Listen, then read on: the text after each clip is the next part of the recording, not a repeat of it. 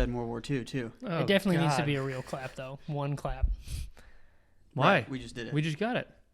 Look at it. That will not sync properly. I can promise you. Because there's all three of them? Yeah. All right. I guess I'll do it. All right, I guess we'll count it down. Oh, yeah. 1, 2, 3. It's a new clap. That's what they're saying. That's what they said in World War II. Wow. It's like it was a minute and a half ago.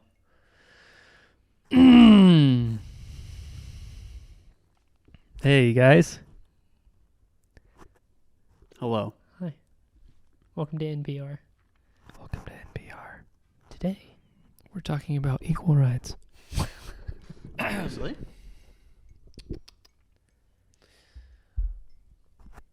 Hello. What's up? Hi. Hello.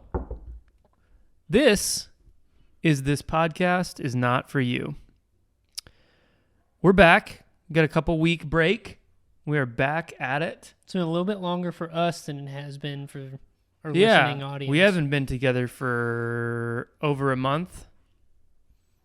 Probably closer to 2, actually. Probably right? closer to 2, actually, right? I think it's probably closer to 2, yeah, actually. that's what I was going to say. As the host, I think it's probably closer to 2. Mm-hmm. It's been a while. It's good to be back. Good to have Jacob back home. Is it, though? See? That's got a good. point. Maybe got a save point. it for season 3. True. It's good to be back. We're back. Definitively, it is. Mm-hmm. Officially, my statement is it's good to be back. If you can tell, we're back.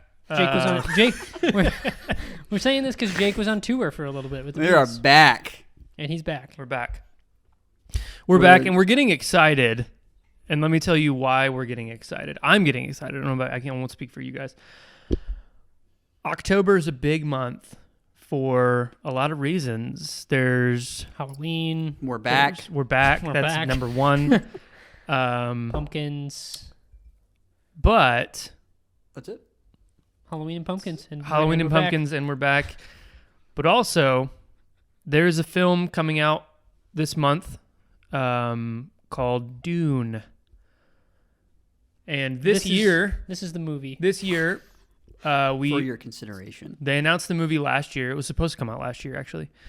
So we thought it would be cool if we all read the book separately, and then we came together and kind of reviewed the book.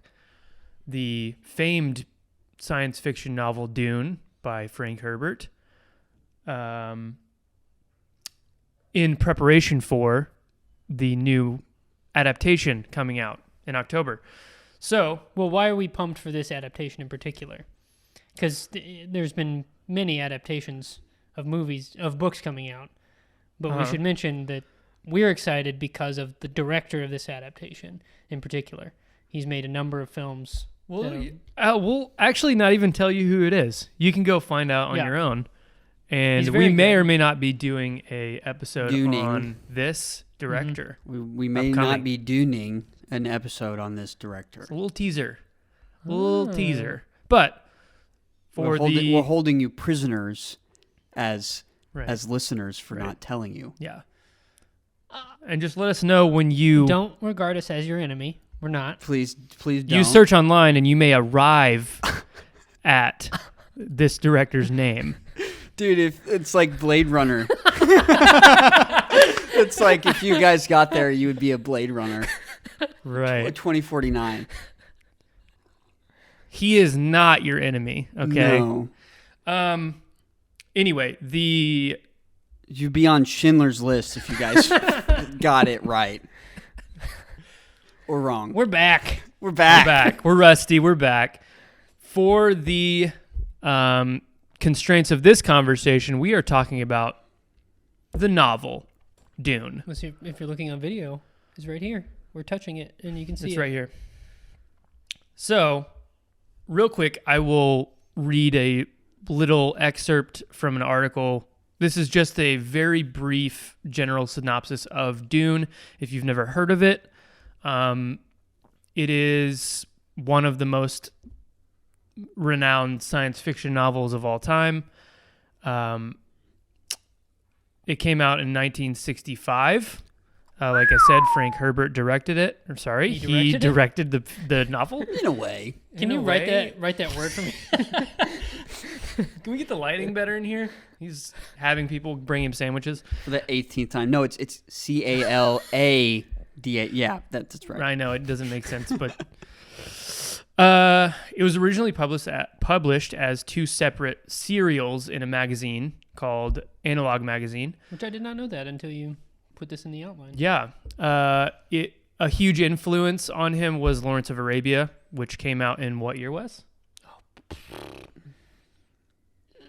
Why do we even keep you around? 1942. Maybe? So only a few years before the actual novel came out. I very well could be wrong on that one. I'm not super familiar with Lawrence of Arabia.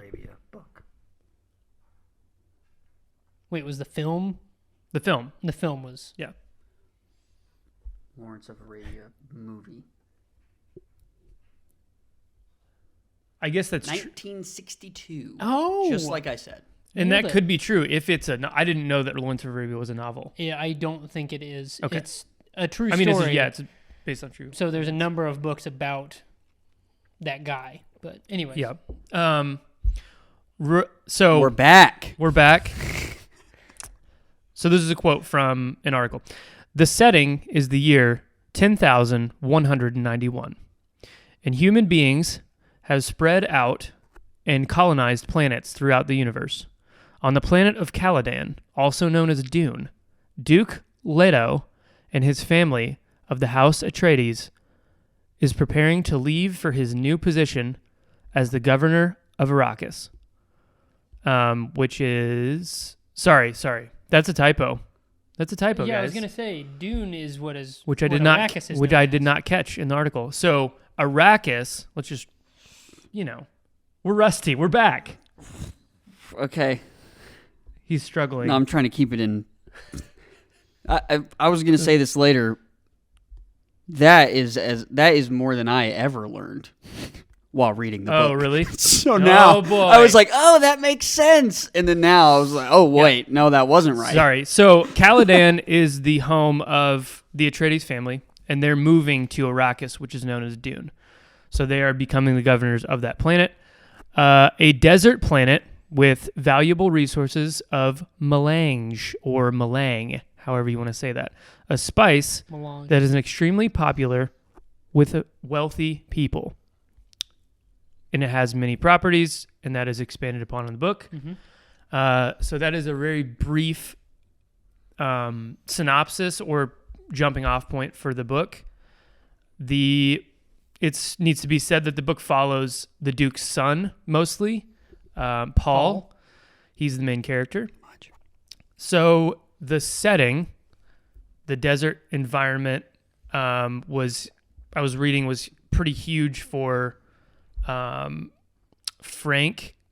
He realized that a lot of desert environments gave birth to a lot of major religions. If you think about going back to Christianity, and I'm sure Hinduism was Other formed. ones. Yes, and other ones. This one? Yeah. Islam, The religion of obviously. Dune. Yeah, Are there people that follow the religions of Dune? could be. Probably. We're back. We're back. We're back. So he felt that the setting of the desert was fitting, and then he also brought the other half of that as the theme. Those are the two big things when I think of Dune. Is the setting is a huge part of it, even more than a lot of other novels, I think. The theme is the other thing. So major religions, like you said, or like was said before about being in a desert. And the other big thing is messianic impulses of those religions. Like a prophesied special figure coming. Right. Yeah. And the other big part of the theme is ecology. So how resources are managed, how people in power manage those resources, and How we interact with the natural world, too. yes. And the other little tidbit is the world's best-selling science fiction novel as of 2003. Now, I don't know. 40 years after it came out. He made it. And I think Wow. It probably was up there for a long time. Maybe Yeah. they just didn't do... It's notable because it was 40 years after it came out. It was Yeah. the best-selling science fiction novel. Right. And I don't know if that stat is still standing. We'd have to check it probably. Oh, wait. I thought you were saying in 2003 it was It became? like for that year specifically, but you're saying as of 2003. Yes, that's what the stat was that I was Gotcha. reading is as of 2003, it had become the best-selling science fiction Gotcha. novel. So that's a little bit about the book and then story.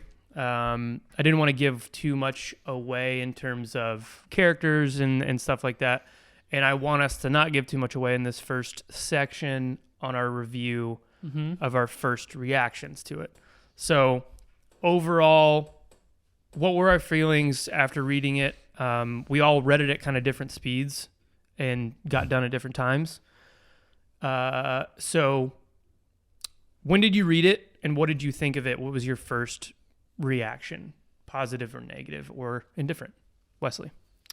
I read it probably over the last 4 or 5 months, somewhere in there. And it's kind of mixed feelings about it. There's things about it that I can objectively see are very good and well done, and I can see the influence of it in other things. Yeah. My general feelings about it, and just in terms of the readability of it, was kind of meh. I think the concepts in it, the storyline itself, and some of the characters, some of the world building, like all of that stuff I enjoyed. I think if I have qualms or like issues with the book, it's in his writing style more so than the novel itself, like, or the story. It's kind of obtuse and hard to really get a good grasp on. It's very cold and without going into too much detail, those are my general feelings. It was kind of like I wanted to like it. I wanted to enjoy reading it more than I did. I did like it though. And it made me excited for the upcoming movie because I feel like given a different medium Can be adapted pretty well. with a bit more flexibility in terms of like showing some of this stuff that's really hard to understand what he's talking about description wise. He left a lot of stuff very vague in terms of descriptions, which I think will benefit the movie because it's not like it's not how it's described in the book. He's like, well, he didn't describe any of that stuff. So it was kind of a weird mixed bag of feelings. Okay. I would say leaning toward positive. What would your star rating be? Yeah. If you had to give it a... Unless you want to do those all at the same time. It doesn't matter to me. 0 out of 10, what would you say? 0 being 0 the to best, obviously.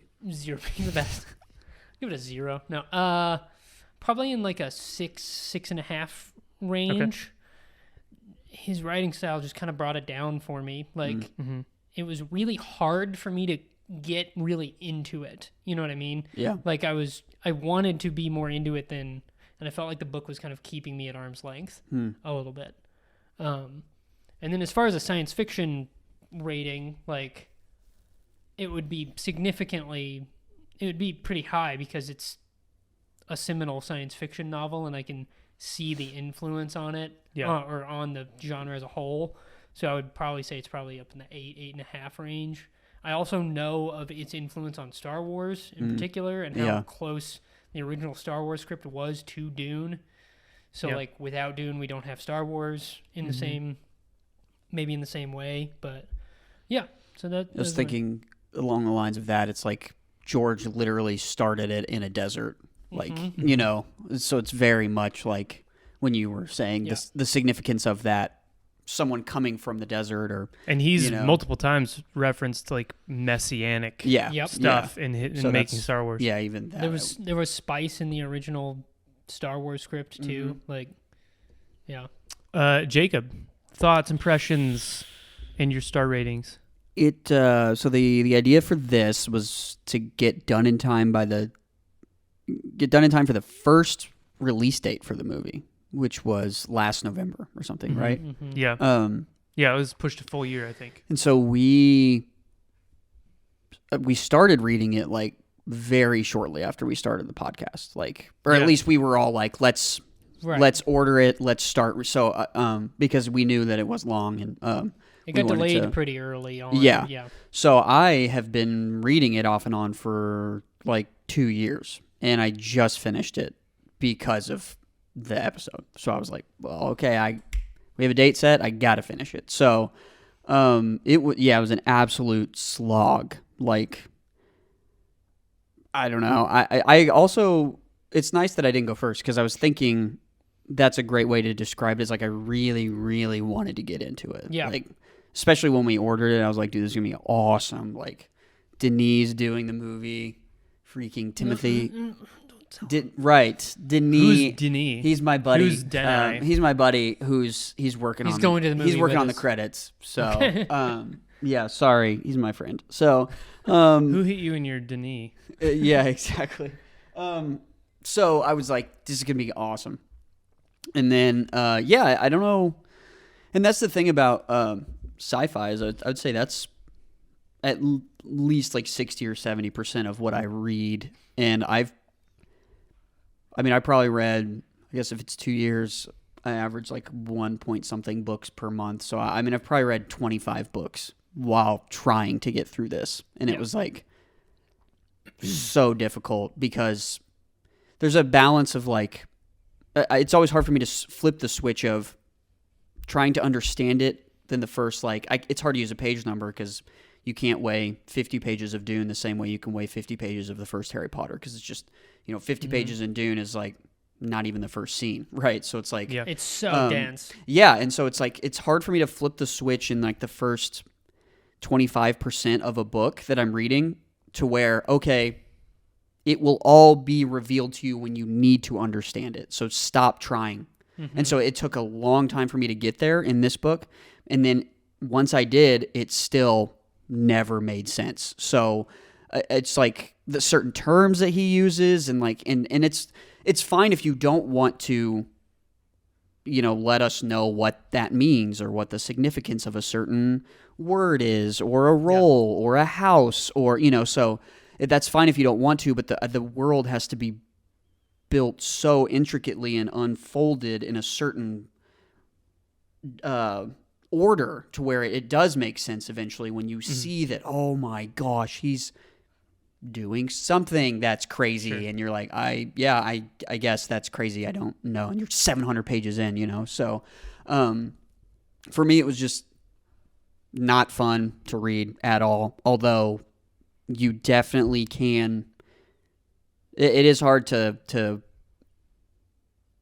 you have to give it its fair share, because yes, it's hard to read it 60 years after and be like, man, this was groundbreaking. It's just really difficult. And I think it's impossible probably to really. So I want to acknowledge that, man, this was probably insane when you've read it for the first 20 or 30 years even, it had probably a long time of like, dude, this is insane, and so, but it was really hard for me to get through, and it's not because the story wasn't good, but it was just, I was being 100% serious. I read that synopsis and I was like, oh, okay.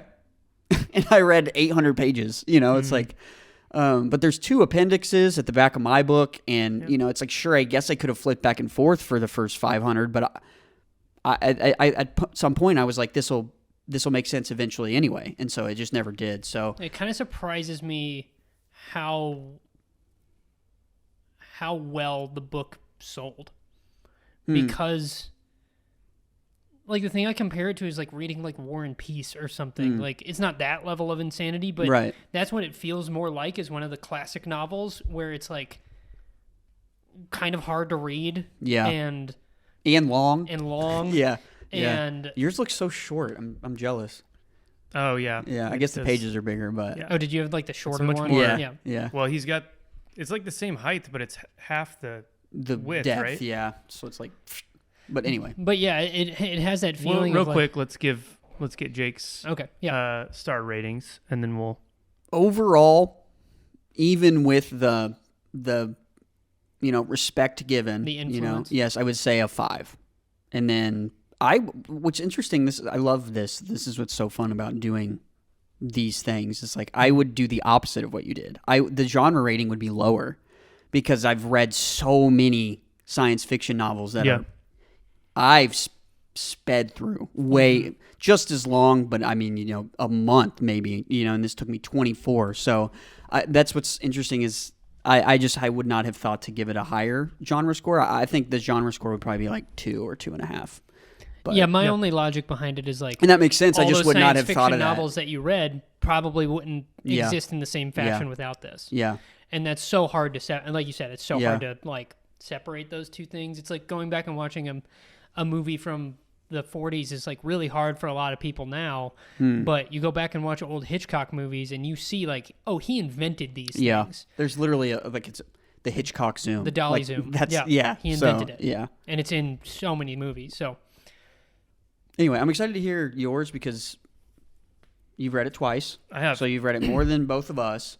And you also read it recent, which is, it's not like, oh, I read it twice and one was 10 years ago and one was 6 years ago. So, yeah. Yeah, I read it, I don't know, 4 or 5 years ago. And then we decided we're going to all read it. I think neither of you had read it, right, yet? No. So I read it first just because I kept hearing about it. You see it everywhere. You read it before the adaptation was announced, right? Yeah. Okay. It was nice. Whenever we went to California with Colton, so that was probably 4 or 5 years ago. The Three Weenies trip was. It's probably 4 years ago. Probably 4 years ago. Why did we go? Maybe 4. Yeah. What did we go for? I don't remember. Anyway, that one was for no reason. Just went. Did we though? And exactly.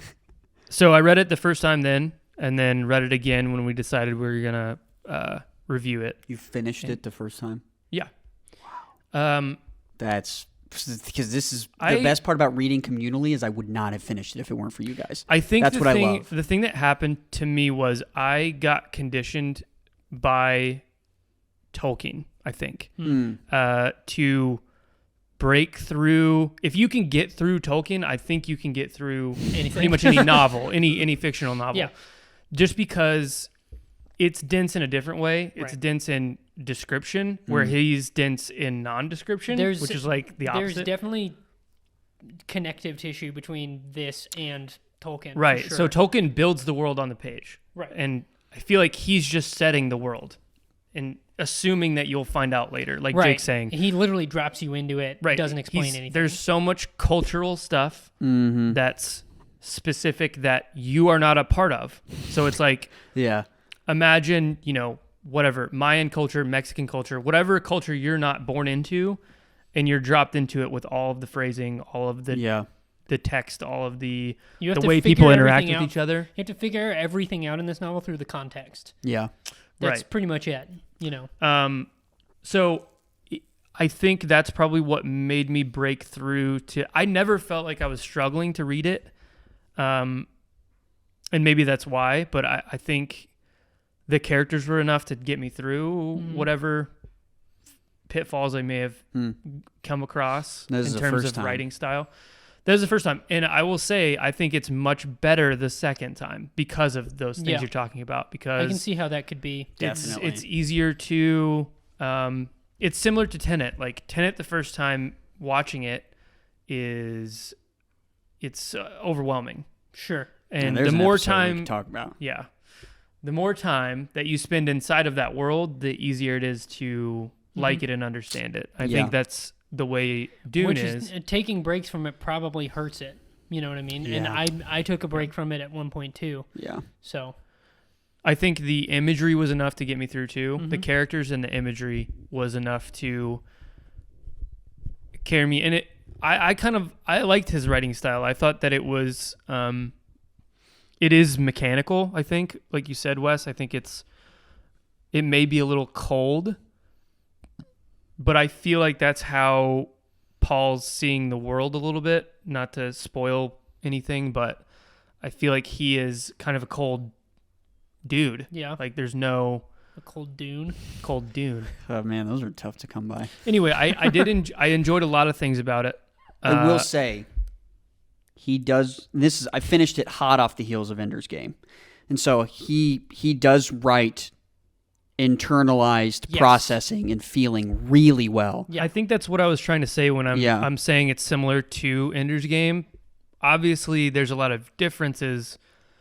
I mean, it's easy to say it's like Ender's Game when it's a coming of age little boy coming in, becoming a man, taking on a huge responsibility, essentially a Messiah, becoming Messiah role. Yeah, like that. Those two things. That's one of those are the things about each book. Ender's Game wouldn't exist without Dune. Yeah, so I think the internal stuff, like you're saying, that's what reminds me of Ender's Game the most. He writes it really well. And I will say, what I was saying about his writing style holding me back is not how he writes internal stuff. It was that dropping you into a world and you have to figure everything out through context. Yeah.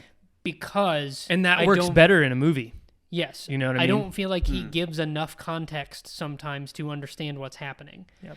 Now, I will say, I understood the book. I understood what happened in it. That's good. Which made me enjoy it a little bit more. But it didn't come easily reading it. You know what I mean? Which isn't necessarily I don't know. I think your comparison to Tolkien is really good because a lot of people, I feel like the first time they read Lord of the Rings don't like it. Right. I felt that way too. I didn't like it the first time I read it. But it's one of those things where I can see someone going, I want to come back to this because I want to There has to be something there. Yeah. It's clearly he's not. Yeah. He knows everything about the world he's building. Yeah. We just don't. So what would be your rating, Pate? I would say I would probably give it like a 7 out of 10. And a 7 out of 10 in genre score, I think. I think it'd be 7 across the board. I think it's... I would read it again. I think that's a big indicator that it's in the top, 2 or 3 stars tier of a novel. I would say it's the same thing that you guys are saying. I think it's... it leans heavily on the setting and the imagery. I don't think that's necessarily terrible, but I think there's one thing about the book structure wise that I think knocks that down from like a 9 or a high 8 to a 7. I know exactly what you're talking about. That I didn't like. So I'll say 7 across the board. But that's general feelings on the book from all 3 of us. Yeah. Spoiler time. We can get into actual... Sorry, could you say that again? Oh, gosh. I mean, I was listening for like 5 minutes. Was it? I was like, maybe it won't talk. And so I didn't say anything, but it did talk. Yeah. Do you want to tell us your star rating, Siri? This is the type of YouTube content. YouTube. This is the type of YouTube comments that we want. His Siri watch was awesome. This is the YouTube exclusive stuff that you were watching and listening to here. So it's worth it, I guess. Spoiler time. Yeah, let's get into the plot, the characters, the stuff that happens. And I will say, Paul and others. You might be listening or watching this and saying, "Well, what the frick? He wasn't like specific enough. We don't know what this meant." Well, we can give examples now. Like when I was talking, but if you want to read the book before the movie comes out, you better do that get now. Started. Oh my word! Before you listen to the rest of this episode, you will want to read it for yourself, I assume. So, and if you've read it before, buckle up. Yeah, I will say I could easily see myself enjoying this a lot more the second time. Yeah. And kind of like you, I'm not necessarily opposed to reading it a second time because there's enough in it that intrigued me. Well, what's the thing that knocks it down for 2 stars for you now that we have the spoiler thing? Spoilers. Yeah. Let's see. The time jump? Yeah. So first thing is favorite/least favorite scenes or chapters. So my least favorite thing about the book is I think it's multiple years. Two It's years. like 2-year time jump. The worst part of it is that it is in the last 50 pages of the book, or close to that. It's not like 50-50. It's very close to the end of the book that the time jump happens. I missed it then. If that's, I know that it there was. was a time jump? No, I know that it was there, but This is the exclusive YouTube comment. exactly. Nice, I'm dude. telling You you. did it. Comment, everybody. It starts on page 461, and the end of the book Okay. is So it's probably about 616. 75% of Oh, the way okay, through. so probably. that's more than I thought it was actually. It But feels it is- like It does feel like no time at all. That Oh, at the end of the book. yes. Afterwards. That after the time jump, it feels like the falling action is about 10 minutes long Yeah. because of how long it takes What, you like to the- get to that point. but the biggest things happen in that Mm-hmm. section, which is what's crazy. Yeah, I don't think it's necessary, one. And I think it could have been done a lot better. That's the only thing that I will say that I don't like about the structure of it. I don't, if you guys have favorite or least favorite. I would say that's scene. the biggest flaw the book has, in my opinion, in terms of narrative structure. It's jarring because you're so close to the end of the book already, or you feel like you're so close to the end of the book, and then it jumps. And I remember multiple times flipping to the end to see what page I was going to be on, or like seeing how many pages were left, essentially. How is this going to be wrapped up Yeah. Mhm. in time? It's like watching the end of an X-Files episode. Yeah. Yeah. The whole thing happens and then it gets wrapped up in about 2.5 minutes. Yeah. Right. Yeah. Favorite. So we're talking like favorite, least favorite things, like Yeah, scenes, moments. Specific Um, moments that stick out to you.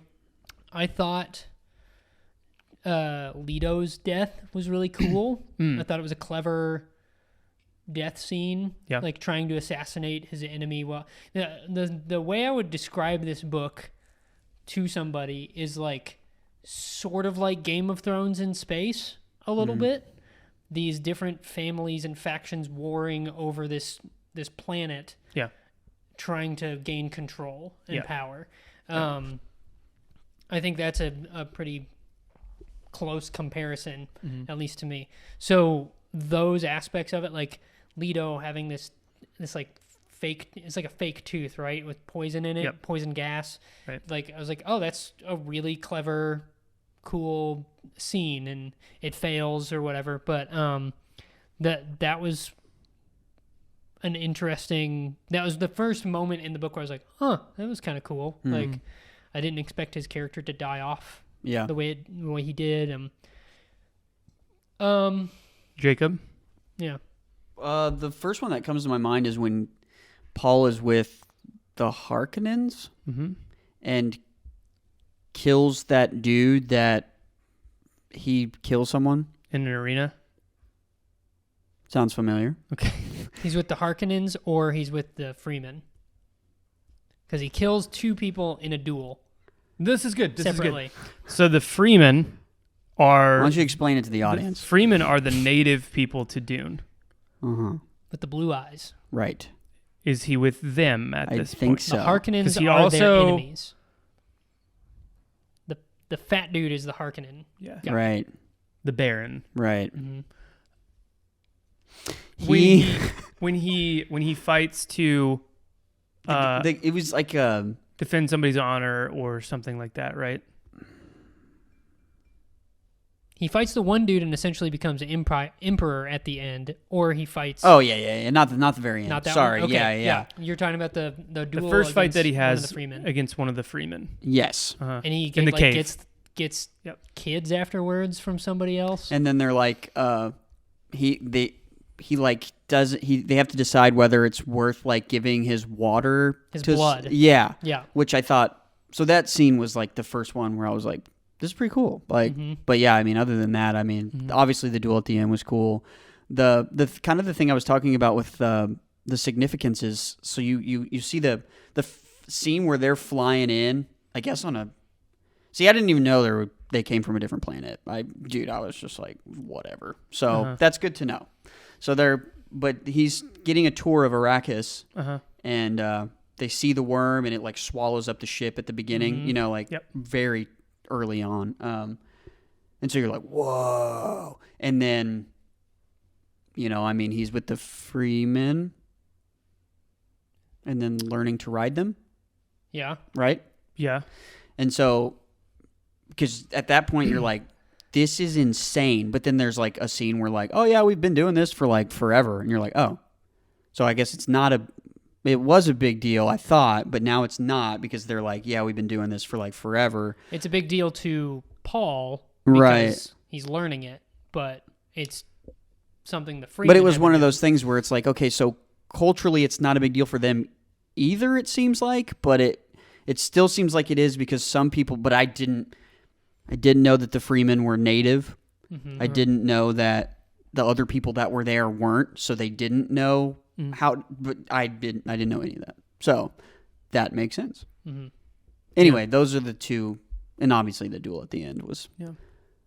But it's the upside of the story is that at the end, the downside is we know that there's more books, but I could have seen that duel going either way, which is very rare when you're talking about like a hero. Yeah, which is very rare. I could have. So that's the upside, is he was never afraid to like write off a character, which is, there's always, because part of you's thinking, well, maybe his sister's actually the chosen one or whatever. So it's like there are ways that this could go if he spoilers, if he dies. So I was like, this is cool, because I'm like intrigued at what will happen, as opposed to, you know, the climax of any book or movie. You're like, there's one way that this could go, and they're going to succeed, obviously. I'm excited to see how, but that was cool. So I really enjoy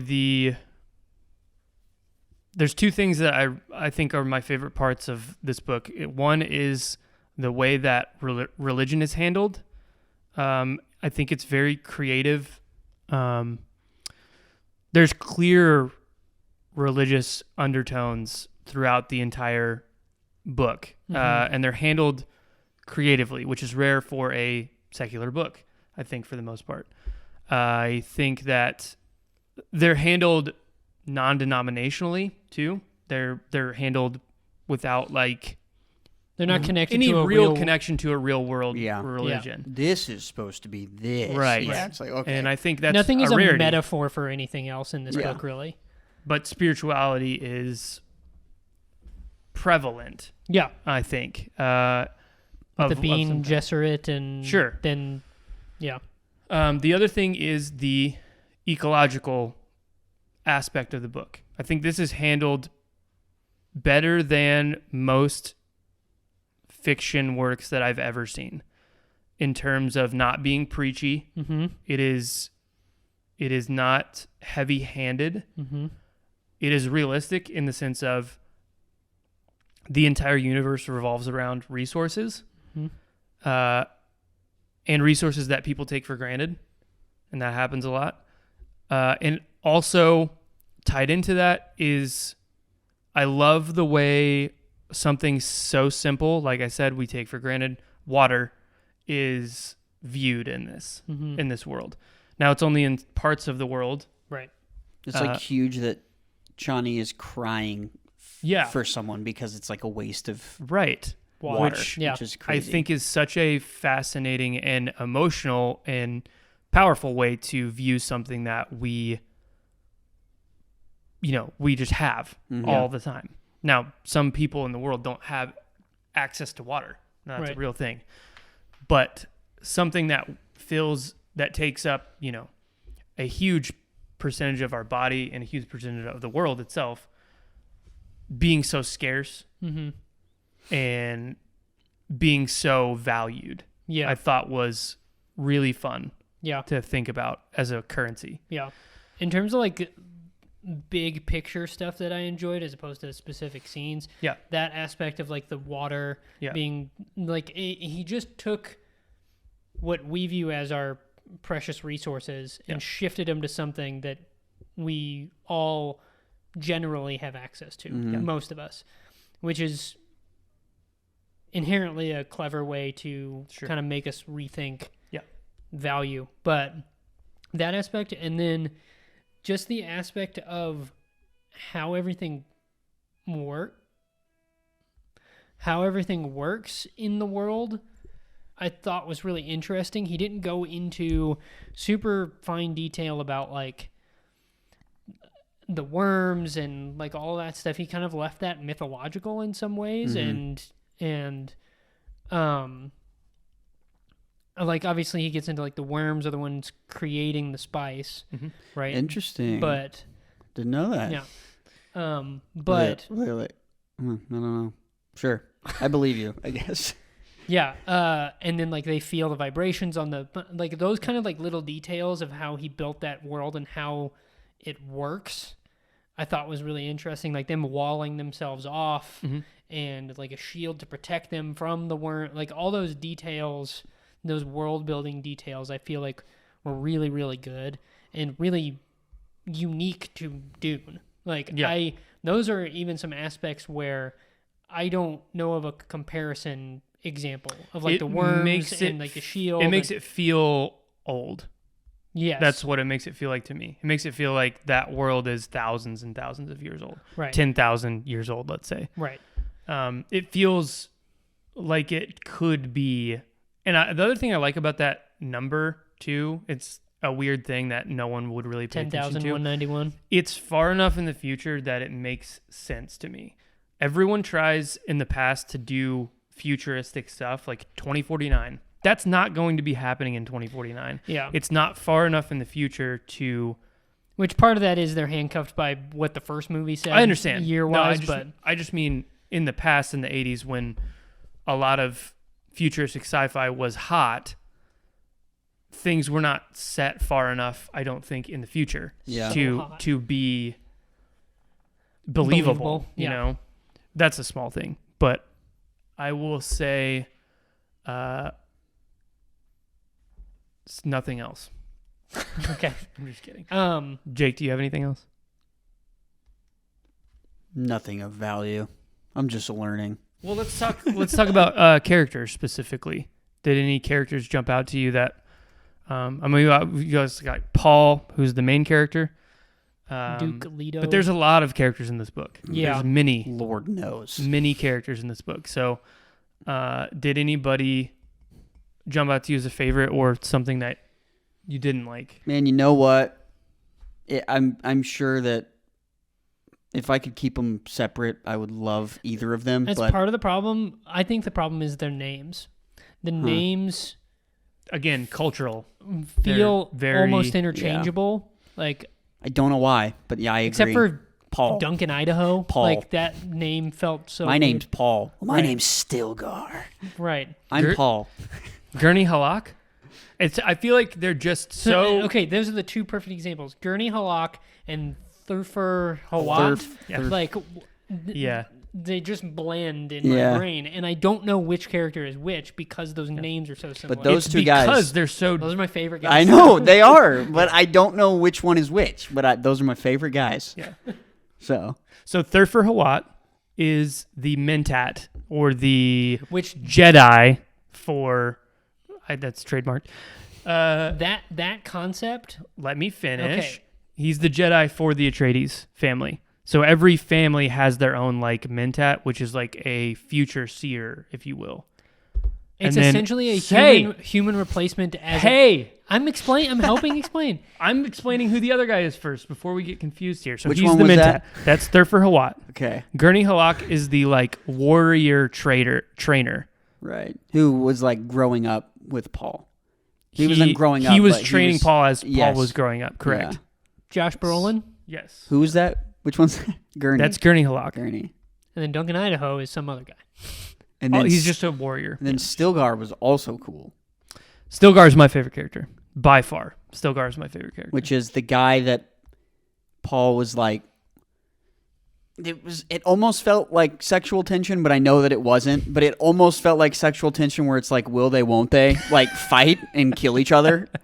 Was that Right. the one? No, yeah, that's the one. Okay. Where because of their culture and their laws, they should have fought. And then Because he was Stilgar was the leader of the Freedmen. right, and he was like, why would I cut off both of my arms before a huge battle. This is what Paul's saying. Right. Paul's saying Which I thought it was makes really no cool. logical sense to hurt us by killing one of Yeah. our own when But that's what maybe we're introduced a new But I know regime. that's what I'm saying is like, that clearly, I mean, that sticks out in my mind. I was like, this seems really cool and really crazy, but I don't know why it is. Like, that's like a perfect example because I was like,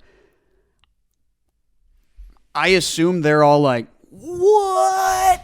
But it never says that they are. And I assume that this is weird. But so it's just like, but yeah, that when he was like, why would I make my army weaker when we don't need to? It's just, so anyway, those, Gurney the Halak, three guys that we just talked Gurney about were Halak, my favorite characters. Thurfer Hawat, and Stilgar. The one thing I was going to say, the Mentat, that is a prime example of really difficult to figure out what it is. Yeah. Same with the Bene Gesserit. I had to look up what a Mentat was. And then I was like, oh, they outlawed computers and AI in this universe, and people had to replace That's them. said in the book multiple times. I have zero memory of them actually saying that. But if they did, it was way later than I wanted to understand what they were talking about. Gotcha, okay. You know what I mean? Like, there was multiple chapters where they're talking about a Mentat. I don't know what they're talking about. So this guy just Googles stuff? No, he like, people have a certain... How do you know that? People that have a got certain iOS level of IQ or they are trained to have essentially the memory of a computer, like memory capacity of a computer. So information and like it helps them. Probability and all of that stuff is... They can't actually see the future. They're predicting the future based on all it's of that processing information. at a rapid rate, more than most people could. And I was like, that's a super cool concept of like a person becoming a living computer. Sounds cool. But it's so buried and not explained until later, and you're already confused as to what it is. You're like, I want to know what they're talking about. The other because I feel lost. The other huge part of the book is the Bene Gesserit that are also equally confusing in the way that they're described, I think. Yeah. But they like are, I think... religion, sort of, like of clergy almost, kind of. And they talk like super cool enough to where you have to do what they say sometimes. Yeah, it's important to know that they're like almost entirely women. I think they are entirely women. The whole Bene Gesserit. Paul being a prophesied exception. Correct. He's the he's the son of a Bene Gesserit, which is a secret. I don't think that everyone knows that Jessica is a Bene Gesserit. I think that's not... That might be why they call her a witch, I guess, right? Because she's kind of hiding it or whatever. Yes. But the Bene Gesserit, like Jake said, very simply can control their voice enough and control people enough to where, or the way they interact with other people, that they can actually physically control them. Kind of like a Jedi mind trick. Yes. Which is, I'm sure, where the influence came from for Star Wars. They can also sort of... hive mind, I think. A little bit, and they also can like sort of psychically read other people or get feelings from other people. Like they're really hyper good at reading people. So, for instance, Jessica has a daughter who is Paul's sister. We're at 50 minutes, by the way. Okay. And they are communicating before she's even born. She's having conversations with her daughter before she's born. Mm-hmm. So that's an example of what the Bene Gesserit bloodline can do. One thing we should do real quick is the actual plot of the story. Okay.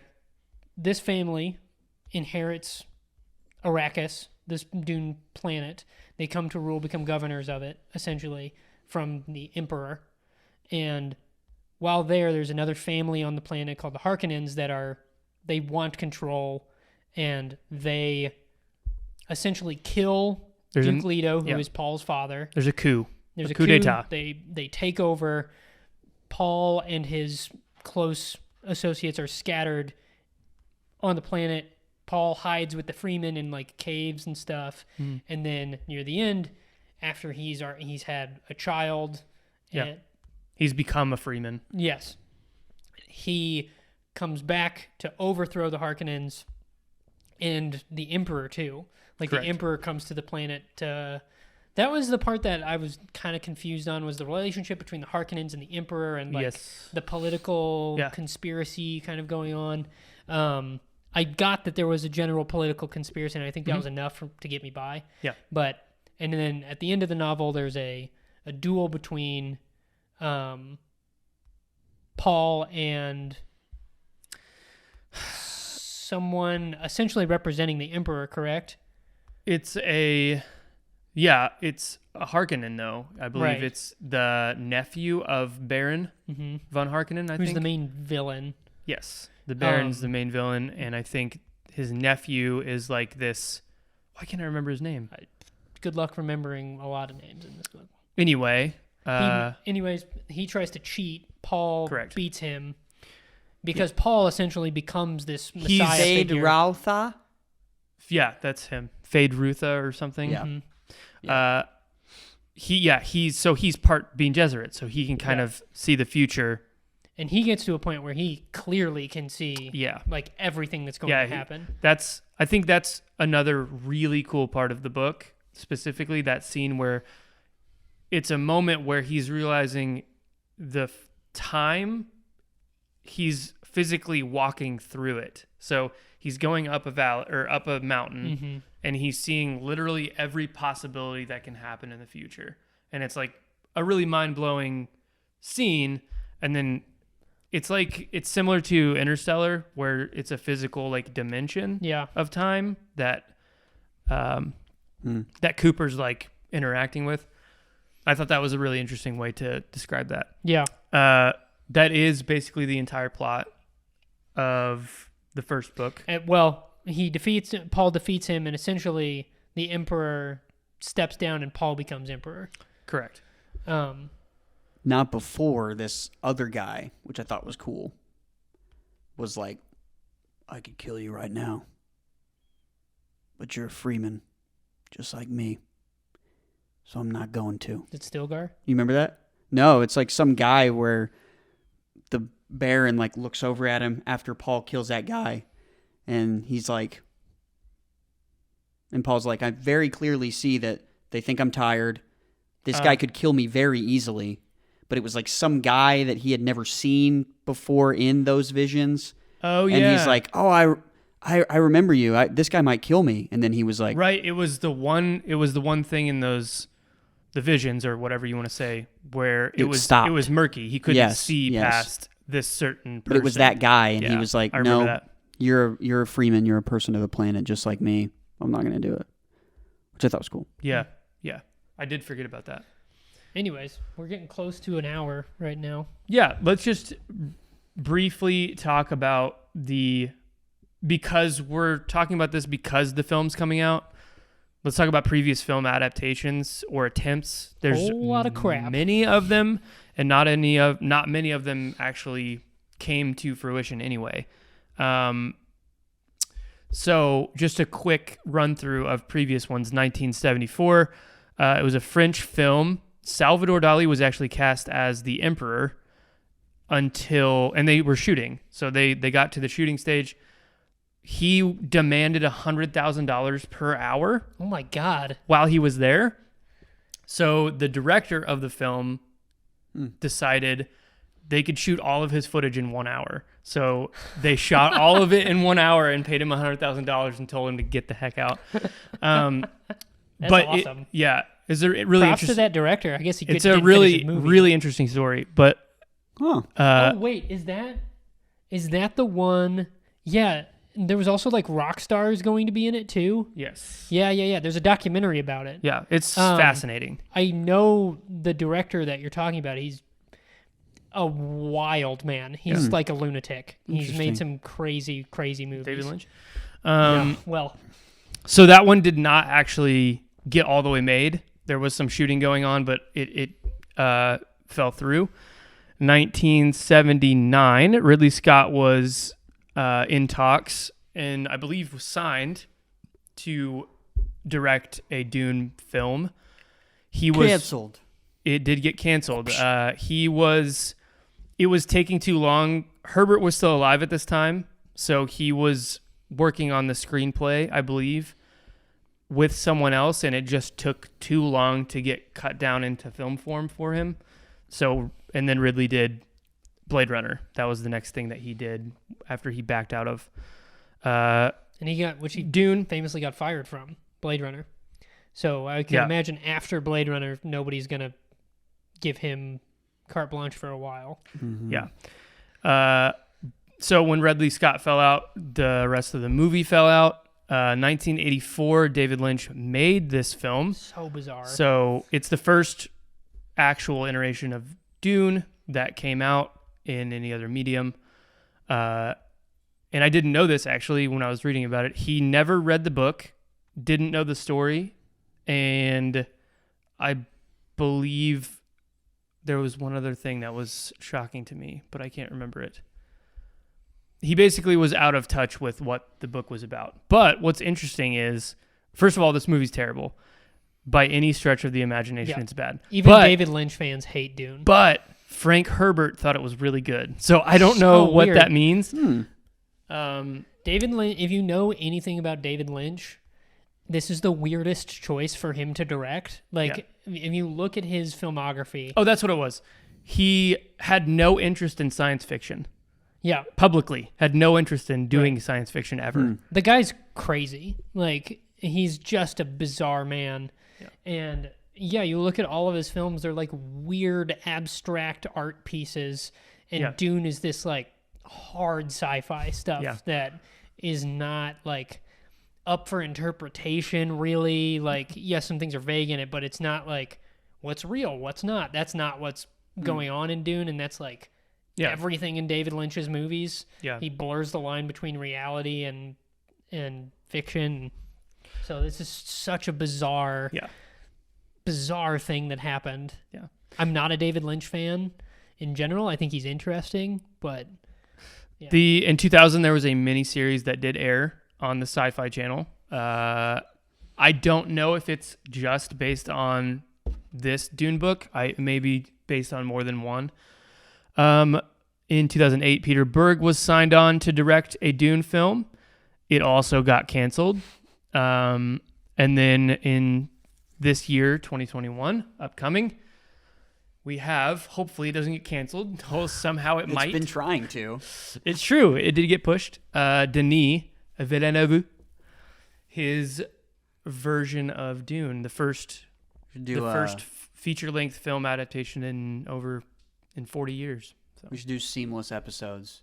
So this one ends right here, and then the next one starts right here.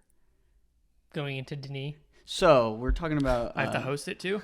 Oh yeah, crap. Never mind. YouTube only. So yeah. But we can talk about why we're excited in a different episode for Denis. So that was our review of the book Dune, science fiction book Dune from 1965. If that captured your interest, if that sounds like something that I would suggest reading the book before watching the movie. I don't know how you guys feel about that. It's hard to say. We haven't seen the movie. Yeah, I guess. Yeah, I always think that's a good idea. Right. But, I feel like as a general rule, I don't know how I would land on that. I'm glad that I have read it, I think. Yes, same. I have the other thing I will say is, unlike other books, I have no preciousness about this book. So the adaptation, I am fine with whatever he does, honestly. Yeah. Because I think he's a talented enough filmmaker to. And if you want to know what we think is cool and what we don't think is cool with book to film adaptations, check out 2 or 3 or 4 episodes. 49, something else. Just find it. It's called book to film adaptations. Yeah. You guys can find it. Anyway, this has been This Podcast Is Not For You. We are back, as we're back. We're back, and we are just using Peyton's mug today. So excited. I've got Jake's mug. COVID. Yeah, I'm Jake. I'm Peyton. I'm Wes. I'm Wes. Huh? I'm Wes. Okay. Bye. Everyone have a great week. We're back. See you later.